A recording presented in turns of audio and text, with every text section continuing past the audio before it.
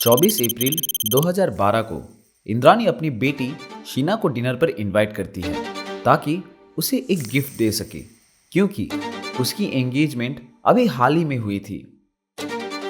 उस शाम राहुल, जो उसका फियांसे है, शीना को उसके ऑफिस से पिक करता है और दोनों अपने घर जाते हैं, क्योंकि वो लिव इन रिलेशनशिप में रह रहे थे। फिर शीना पैंट्स और एक रेड टॉप में चेंज करती है। राहुल फिर शीना को लेकर उस जगह पहुंचता है जहां इंद्राणी ने उसे शीना को छोड़ने को कहा था। फिर राहुल शीना को वहां ड्रॉप करता है और वहां से निकल जाता है, मगर बहुत देर तक कांटेक्ट ना होने के कारण राहुल शीना को कई बार टेक्स्ट करता है और कॉल भी करता है। बट उस दिन 24 अप्रैल 2012 से आज तक राहुल का शीना से कभी बात नहीं हो पाया। शीना का जन्म 11 फरवरी 1987 को शिलोंग, मेघालय में हुआ था, पौरी बोरा और सिद्धार्थ दास के यहाँ। पौरी और दास का एक और बेटा भी था जो शीना से 1 साल छोटा था। उसका नाम है मिखेल। लेकिन 1989 में पौरी अपने बच्चों, पति और परिवार को गुवाहाटी में अपने माता पिता के देखभाल में छोड़कर कोलकाता चली गई। वहाँ उसने कंप्यूटर पर एक कोर्स किया और एक पेइंग गेस्ट के रूप में रही। ये नाम पौरी बोरा याद रखिएगा, क्योंकि आगे चल के हम एक बड़ा ट्विस्ट देखने वाले हैं। दरअसल इस केस में काफ़ी सारे ऐसे ट्विस्ट हैं जो ह्यूमैनिटी के पॉइंट ऑफ व्यू से नॉर्मल नहीं है। कोलकाता जाने के बाद पौरी ने कभी अपने बच्चों से संपर्क नहीं किया, जिसके बाद उनके माता पिता उपेंद्र नाथ बोरा और दुर्गा रानी बोरा ने उनके दोनों बच्चों शीना और मिखेल को गोद ले लिया। शीना और मिखेल को उनकी नाना नानी ने गुवाहाटी में पाला। फिर 2006 में अचानक शीना और मिखेल को एक औरत का फोन आता है जिसका नाम इंद्राणी मुखर्जी था। उसने अपने आप को उनका सिबलिंग बताकर अपने साथ मुंबई आने का इनवाइट दिया और उनके एजुकेशन और एक्सपेंसेस का इंतज़ाम भी किया। लेकिन असल में ये इंद्राणी मुखर्जी कोई और नहीं बल्कि उनकी माँ पौरी बोरा ही थी। लेकिन अपनी माँ होते हुए भी उन्होंने अपने आप को उनका सिबलिंग क्यों बताया?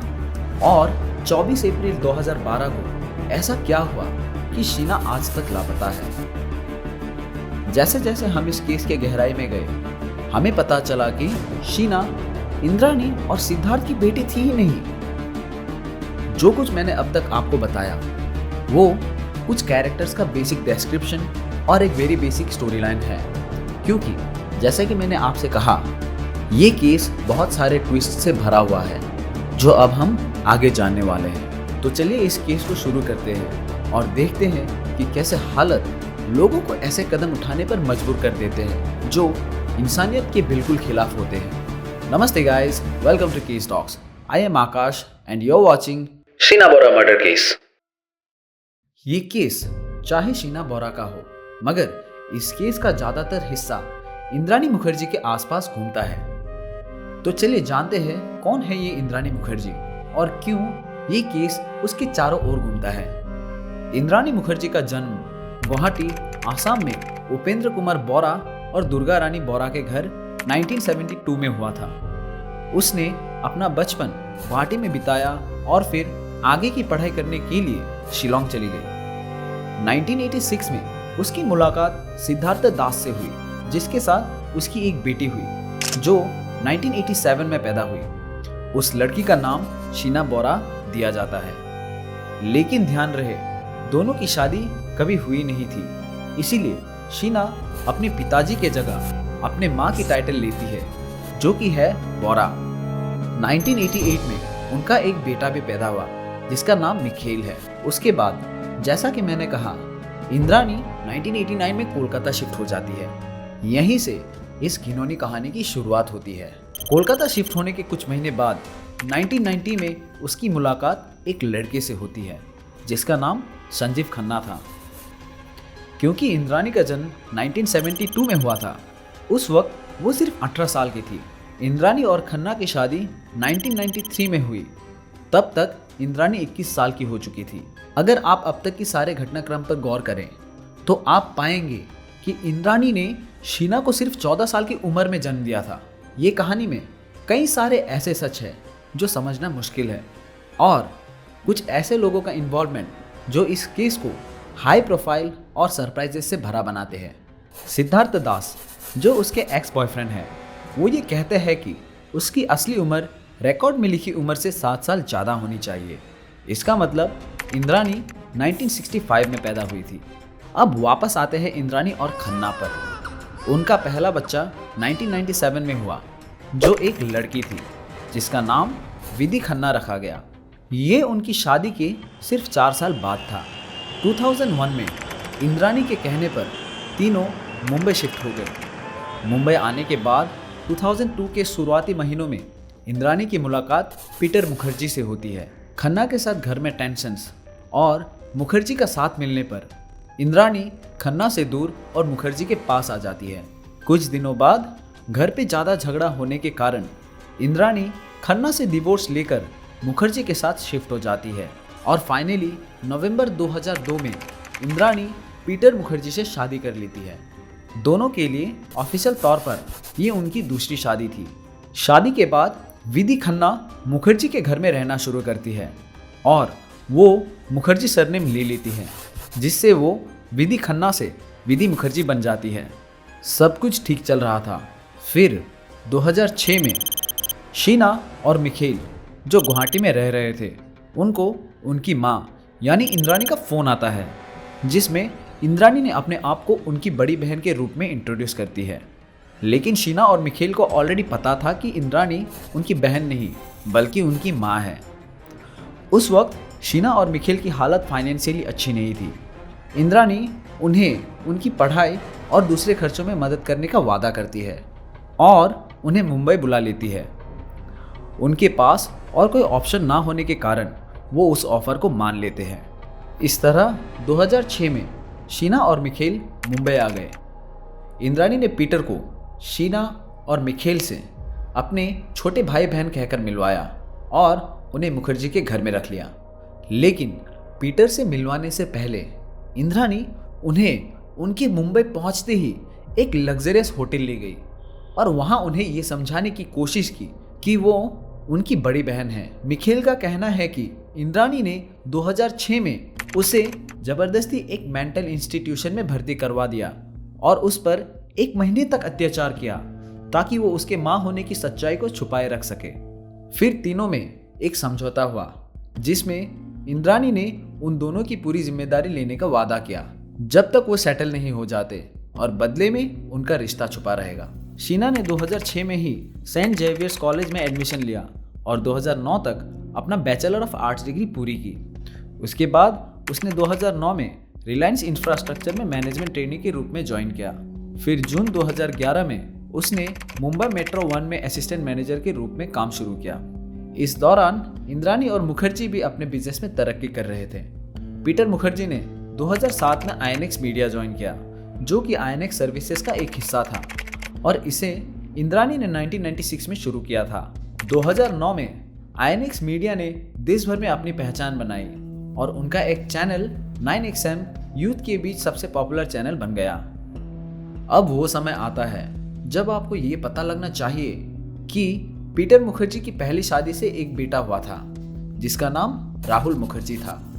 ये नाम राहुल इस केस के लिए एक बहुत ही इंपॉर्टेंट नाम बनने वाला है क्योंकि यही एक इंसान था जो शीना को सबसे करीब से जानता था। दरअसल राहुल शीना का बॉयफ्रेंड था। जी हाँ, राहुल को ये पता नहीं था कि शीना उसकी स्टेप सिस्टर है। वो शीना को इंद्राणी का बहन मानता था। एक्चुअली 2008 में राहुल और शीना के बीच एक रोमांटिक रिलेशनशिप शुरू हुआ। दोनों एक दूसरे को 2006 से जानते थे जब इंद्राणी शीना को मुंबई के वर्ली वाले घर में पीटर के पास ले आई थी। शुरुआत में राहुल को ये नहीं पता था कि शीना इंद्राणी की बेटी है क्योंकि इंद्राणी ने उसे अपनी बहन के रूप में इंट्रोड्यूस किया था। धीरे धीरे राहुल ने शीना के लिए फीलिंग्स महसूस करना शुरू किया और 2006 से 2008 के बीच दोनों करीब आ गए। शीना भी राहुल के लिए केयर और अटैचमेंट महसूस करने लगी और ये दोस्ती आगे बढ़कर एक रिलेशनशिप में बदल गई। शीना ने राहुल पर भरोसा करते हुए उसे अपनी असली कहानी बताई और राहुल ने इस राज को अपने दिल में रखने का वादा किया। शीना ने मुखर्जी परिवार ज्वाइन कर लिया था, मगर वो अलग रहती थी और अक्सर वो पीटर के घर आती रहती थी। इंद्राणी, जो वहाँ पीटर, राहुल और विधि के साथ रहती थी, हमेशा शीना को अपने घर में खुशी से वेलकम करती थी।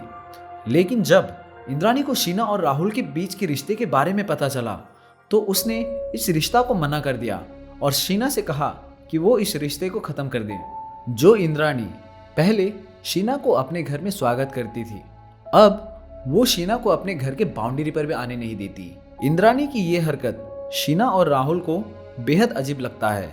इंद्राणी इस रिश्ते को सख्त मना करती है क्योंकि वो उन्हें स्टेप सिबलिंग्स के नज़र से देखती थी, भले ही उनका खून का रिश्ता ना हो।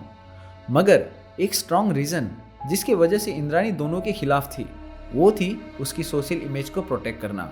साथ ही शीना को हमेशा अपनी माँ के बहन बनने का नाटक करना पड़ता था, जो उसके लिए काफ़ी परेशानी का कारण था और उनके बीच की दूरी को और बढ़ा दिया। फिर 2009 में इंद्राणी ने शीना को दिल्ली के एक हॉस्पिटल में भर्ती करवाया और वहाँ उसे सीडेटिव्स दिया गया ताकि उसे कंट्रोल किया जा सके। लेकिन इंद्राणी यहाँ नहीं रुकी।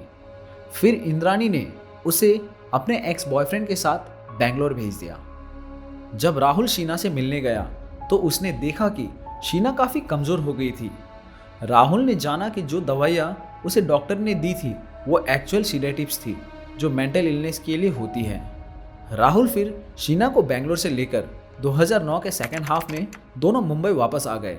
उन्होंने मरोल अंधेरी में एक फ्लैट किराए पर लिया और साथ में रहने लगे। उसकी हेल्थ सुधरने लगी। फिर अक्टूबर 2011 में दोनों राहुल के माँ के घर जाते हैं जो कि देहरादून में है। वो वहीं अपने एंगेजमेंट कर लेते हैं। राहुल के हिसाब से शीना बहुत खुश और एक्टिव थी, मगर जब वो मुंबई वापस आए तो इंद्राणी ने शीना को डिनर के लिए बुलाया। जब उसने उसके एंगेजमेंट के बारे में सुना, डिनर के बाद शीना ने राहुल से कहा कि इंद्राणी बहुत बदल चुकी है। ये वही इंद्राणी थी जो कुछ समय पहले अपनी माँ होने की सारे हदें पार कर चुकी थी, सिर्फ शीना और राहुल के रिश्ते को ख़त्म करने के लिए। शीना अपनी माँ को अपने रिश्ते को एक्सेप्ट करते देख बहुत ही खुश थी, लेकिन उसे ये नहीं पता था कि आगे क्या होने वाला है। अब कुछ दिनों बाद 24 अप्रैल 2012 को इंद्राणी शीना को फिर से डिनर के लिए इनवाइट करती है और कहती है कि वो उसे एक एंगेजमेंट गिफ्ट देना चाहती है। उसी शाम राहुल शीना को उसके ऑफिस से लेने गया और दोनों घर आए। शीना ने अपने कपड़े बदलकर पैंट और एक रेड टॉप पहना। रास्ते में इंद्राणी बार बार शीना को कॉल करके उसकी लोकेशन और उसकी पहुंचने की टाइम पूछ रही थी। फिर वो दोनों उस एड्रेस पर पहुंचे जो इंद्राणी ने दिया था, जो बैंड्रा वेस्ट में नेशनल कॉलेज के पास था। इंद्राणी वहां एक सिल्वर शेवरोलेट कार में पहले से ही इंतजार कर रही थी। कार में ड्राइवर सीट पर एक आदमी था जिसका नाम श्यामबर राय था। इस नाम को याद रखना क्योंकि ये नाम थोड़ी देर बाद फिर से आने वाला है। और एक अनजान आदमी भी कार में था जो कार के अंदर ही सिगरेट पी रहा था। बट बाद में पता चलता है कि उस अनजान आदमी का नाम संजीव खन्ना है। जी हाँ, इंद्राणी का एक्स हस्बैंड। मगर खन्ना यहाँ क्या कर रहा है? फिर राहुल शीना को वहाँ ड्रॉप करता है और वहाँ से निकल जाता है। वो पुराने कुछ झगड़ों के कारण इंद्राणी से बात नहीं करता था। फिर वो घर पहुंचकर शीना को कॉल करता है, मगर शीना कॉल रिसीव नहीं करती। उसके बाद शीना राहुल को टेक्स्ट करना स्टार्ट करती है, जो कि बहुत ही अनयूजुअल था। और यहीं से चीज़ें खौफनाक मोड़ लेने लगती है। करीब 11 बजे शीना का टेक्स्ट आता है जिसमें ये लिखा होता है कि वो इंद्राणी के साथ डिनर एंजॉय कर रही है और कहती है कि वो आज वहीं रुकेगी। राहुल को दाल में कुछ काला लगा, इसीलिए वो शीना को कॉन्स्टेंटली कई बार कॉल करता है, मगर वो एक बार भी रिसीव नहीं करती। राहुल और भी ज़्यादा टेंशन में तब आता है जब शीना अगले दिन भी वापस नहीं लौटती। उस दिन भी राहुल शीना को कई बार कॉल करता है, कई मैसेजेस भी भेजता है, मगर शीना का रिप्लाई आता है कि उसे कोई और मिल गया है और वो उसे भूल जाए, और कहती है कि वो अपने नए प्यार के साथ बहुत खुश है। फिर एक दूसरा मैसेज आता है जिसमें शीना कहती है कि वो राहुल से 3 महीने बाद कांटेक्ट करेगी। राहुल को शक हुआ कि कुछ तो गड़बड़ है, इसीलिए वो तुरंत पुलिस स्टेशन जाता है एक मिसिंग पर्सन्स कंप्लेंट फाइल करने के लिए। लेकिन वहाँ पुलिस उसे इग्नोर करती है। पुलिस उसे कहती है कि शीना एक एडल्ट है जो अपने माँ के साथ घूमने गई है। राहुल फिर मिखेल और विधि से भी पूछता है। दिन बीतते गए मगर राहुल को अब तक शीना के बारे में कोई इन्फॉर्मेशन नहीं मिलती। लाचार और बेबस होकर राहुल फाइनली इंद्राणी से कांटेक्ट करता है, मगर इंद्राणी उसे कहती है कि शीना स्टडीज के लिए अब्रॉड गई है। कुछ महीने बाद जब राहुल अपने माँ के घर देहरादून जाता है तो उसे वहाँ शीना का पासपोर्ट मिलता है। अब राहुल का शक और भी बढ़ने लगता है और वो तुरंत पुलिस को ये इन्फॉर्मेशन देता है। मगर जब पुलिस इंद्राणी से इसके बारे में पूछते हैं तो वो कहती है कि शीना ने नए पासपोर्ट से ट्रैवल किया। पुलिस ये मान लेती है और नए पासपोर्ट्स को रिकॉर्ड में वैलिडेट नहीं करती। इंद्राणी पुलिस से ये भी कहती है कि राहुल शीना को स्टॉक करता था, इसीलिए शीना यूएस शिफ्ट हो गई और वहाँ वो बहुत खुश है। ऐसे ही 3 साल बीत जाते हैं। फिर 21 अगस्त 2015 को श्यामबर राय गिरफ्तार होता है इलीगल पोजेशन ऑफ फायरआर्म्स के केस में। ये वही शख्स है जो उस दिन गाड़ी चला रहा था जिस दिन इंद्राणी ने शीना को पिकअप किया था, बल्कि वही आखिरी बार था जब शीना को देखा गया था। एक्चुअली श्यामबर राय इंद्राणी का पर्सनल ड्राइवर था। पुलिस ने जब उससे पूछताछ की तो वो इतना डर गया कि उसने एक ऐसे बात का खुलासा किया जिसने सबके होश उड़ा दिए। श्यामबर पुलिस को रोते हुए ये कहता है कि शीना का खून हो चुका है और उसने ये सब कुछ इंद्राणी के कहने पर किया और इसमें उसका कोई हाथ नहीं, और बार बार माफ़ी मांगता है। एक्चुअली इंद्राणी ने एक बहुत ही घिनौनी साजिश रची थी और इस साजिश की शुरुआत तब होती है जब इंद्राणी को शीना और राहुल के एंगेजमेंट के बारे में पता लगता है। श्यामवर की स्टेटमेंट के मुताबिक वो इंद्राणी और संजीव 24 अप्रैल 2012 को शीना को पिकअप करते हैं, जहां राहुल शीना को छोड़ता है। उसके बाद वो गाड़ी को एक सुनसान जगह ले जाते हैं और फिर गाड़ी रोक देते हैं। फिर श्यामबर ड्राइवर सीट से पीछे मुड़ता है और देखता है कि संजीव शीना के बाल पकड़े हुए हैं और इंद्राणी शीना का गला घोट रही है। श्यामबर अपने हाथों से शीना का मुंह कवर करता है, मगर शीना उसके थंब को इतनी जोर से काटती है कि उससे खून बहने लगता है, इसलिए वो वापस ड्राइवर सीट में आ जाता है। इस पूरे वक्त वो शीना का रोना और घुटन की आवाज़ सुन पा रहा था और कुछ ही देर में शीना दम तोड़ देती है। उसकी डेथ कंफर्म करने के लिए इंद्राणी शीना की ब्रीथिंग चेक करती है। फिर वो लोग उसके डेड बॉडी को गाड़ी की डिक्की में डाल देते हैं और इंद्राणी के घर चले जाते हैं। ये बात रात के करीब 10 बजे से पहले की है। इसका मतलब ये है कि उस रात जो राहुल से चैट कर रहा था वो शीना नहीं बल्कि इंद्राणी थी। वो तीनों उस रात इंद्राणी के घर में रहते हैं और अगले दिन सुबह 4 बजे शीना की डेड बॉडी को ठिकाने लगाने निकलते हैं। रास्ते में चेकिंग से बचने के लिए शीना की बॉडी को बैक सीट पर इंद्राणी और संजीव के बीच बैठाया जाता है ताकि ऐसा लगे कि वो सो रही है। वो मुंबई से 140 किलोमीटर दूर रायगढ़ के जंगलों में पहुंचते हैं, जहां डेड बॉडी को रास्ते से थोड़े दूर और जंगल के थोड़े अंदर ले जाकर जला देते हैं और फिर वो तीनों वापस लौट आते हैं। इस पूरे वक्त इंद्राणी एक और इंसान के साथ कांस्टेंट फ़ोन कॉल पर थी जिसे वो सारे अपडेट्स भेज रही थी। आपको ये जानकर हैरानी होगी कि वो चौथा इंसान और कोई नहीं बल्कि राहुल का पिता पीटर मुखर्जी था, जो इंद्राणी का प्रेजेंट हस्बैंड भी है। श्यामबर एक भोला इंसान था। इंद्राणी ने उसे धमकी दी और साथ में वादा भी किया कि वो उसका परिवार का पूरा ख्याल रखेगी, मगर उसे इसमें इंद्राणी का साथ देना होगा। 21 अगस्त 2015 को पुलिस श्यामबर को गिरफ्तार कर लेती है। इसके कुछ दिनों बाद 25 अगस्त 2015 को पुलिस इंद्राणी, खन्ना और मुखर्जी को भी गिरफ्तार कर लेती है। श्यामबर को अपने करतूतों पर शर्म हुआ और वो सरकारी गवाह बन गया। वो पुलिस को वहाँ ले जाता है जहाँ शीना की लाश को ठिकाना लगाया गया था। डेड बॉडी 3 साल बाद ऑलमोस्ट फुल्ली डीके होने की वजह से डीएनए एक्सट्रैक्ट करने में समय लगा। जो डीएनए उस डेड बॉडी से मिली थी वो इंद्राणी से मैच होती थी। इंद्राणी पर murder, kidnapping, destruction of evidence और क्रिमिनल कॉन्स्पिरेसी के चार्जेस लगे और उसे मुंबई के बायकुला वुमेन्स जेल में हाउस किया गया। मैक्सिमम केसेस यहाँ आकर ख़त्म हो जाती है, मगर ये केस यहाँ आकर फिर एक मोड़ लेती है। इंद्राणी को आईपीसी के चार्जेस के कारण बाइकला वुमेन्स जेल में रखा गया था, मगर ये नोट कीजिएगा कि इंद्राणी का गुनाह लैक ऑफ एविडेंस के कारण प्रूफ नहीं हो पा रहा था।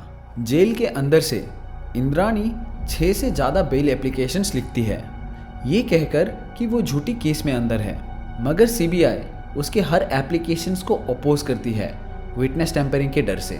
ये सब एप्लीकेशंस रिजेक्ट होने के बाद इंद्राणी सीबीआई को एक लेटर लिखती है, जिसमें वो ये कहती है कि उसकी एक इनमेट ने शीना को कश्मीर में देखा है और इन्वेस्टिगेशन रिक्वेस्ट करती है। मगर फाइनली 18 मई 2022 को लैक ऑफ एविडेंस के बेस पर इंद्राणी को बेल मिल जाता है और अब इसके ऊपर नेटफ्लिक्स पर एक सीरीज़ भी आया है। ये तो नॉर्मल सी बात है, मगर इस सीरीज़ में इंद्राणी ये कहती है कि शीना अभी भी ज़िंदा है और वो कहीं एनोनिमसली अपनी लाइफ जी रही है। वो ये भी कहती है कि फैमिली में कोई तो है जिसे शीना के बारे में पता है। ये इशारा पीटर मुखर्जी की तरफ था। कानून के लूप होल्स और कुछ करप्टेड लोगों की मदद से एक कैदी जिसके ऊपर केस चल रहा है आज बेल पर आज़ाद है। कई लोग इस सीरीज़ को वाइट वॉशिंग का नाम भी दे रहे हैं। ऐसे केसेस सोसाइटी और ह्यूमैनिटी पे दाग है। चाहे क्राइम हो या ना हो, हमें हमेशा सतर्क रहना चाहिए, क्योंकि ऐसे बहुत सारे क्राइम रहते हैं जो थोड़े स्मार्टनेस से अवॉइड किया जा सकता है। वीडियो को अंत तक देखने के लिए धन्यवाद। अगर आप हमसे फिर से मिलना चाहेंगे तो फिर इस चैनल को सब्सक्राइब करें और इंस्टाग्राम पर भी हमारे साथ जुड़े। नमस्ते गाइज, मिलते हैं अगले वीडियो में।